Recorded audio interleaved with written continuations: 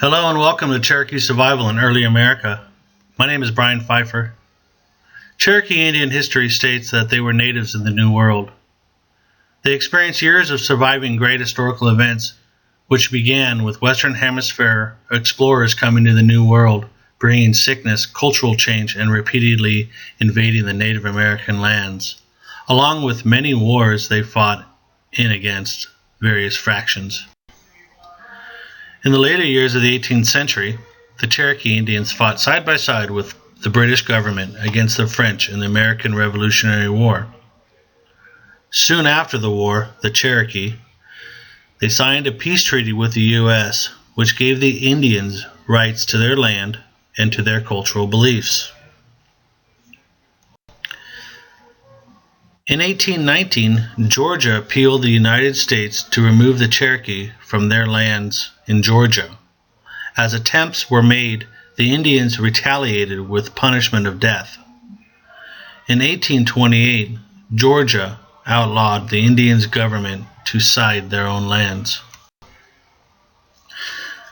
The Cherokee appealed for protection from the United States, but was denied by President Andrew Jackson under his Indian Removal Act in 1830, which gave the Indians 2 years to move out of Indian territories in Georgia. Most opposed the idea of moving, but 500 Cherokee chiefs agreed to give Georgia back the land for an exchange of $5,700,000 and for Indian territory in Oklahoma, known as the Treaty of New Echota in 1835. Those who didn't approve of the Treaty of New Echota remained on Georgia's land, soon to be assassinated. After the Cherokee chief John Ross's group reached their new home in Indian Territory in 1839, the Cherokees were exhausted and dispirited. Their first challenge was trying to settle in with the prior Indian settlements. The Ross group noticed that the best lands for farming had been claimed. The new land was full of hills and was hard to till. Under the New Echota Treaty, the United States was to provide rations for a year, as Indians arrived with little farming equipment and animals. Rations of meat, grain, and salt were provided by contractors that the United States paid by bidding on the ration costs to feed the Indians.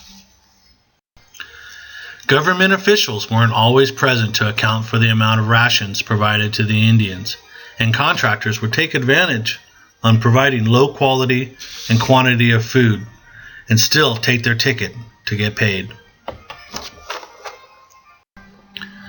The poor families would come early in the morning and camp out as the distribution site to get the first rations before the wealthier families arrived. Soon, the western band of Cherokees would clash with early settlers.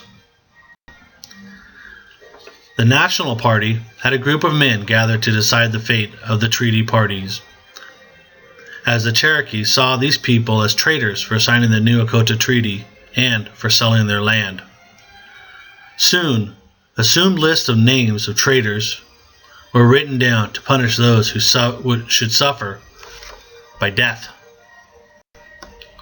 For years, Ross tried renegotiating the New Echota Treaty to help his people get what they were owed in order to get settled.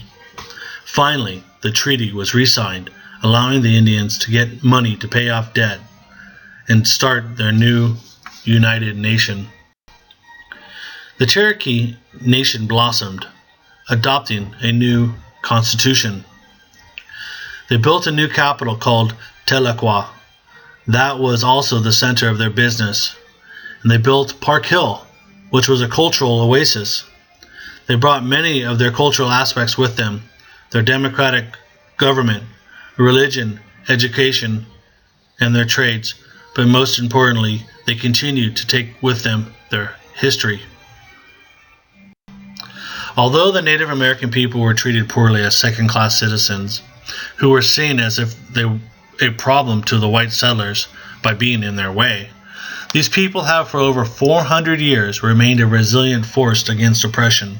Their continued strength, I believe, has been an inspiration for many of the white and black people who have lived in the United States.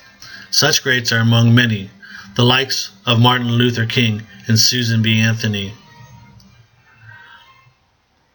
The early struggles of the Native Americans can be seen as the pure strength of a nation, or of people who refuse to give up on their heritage, no matter what others may think or do to deter the future. May there always remain peace from the lessons of the past, and may there be peace in their future between all nations as we live together here on planet Earth. This has been a presentation by Brian Pfeiffer. Thank you all so much.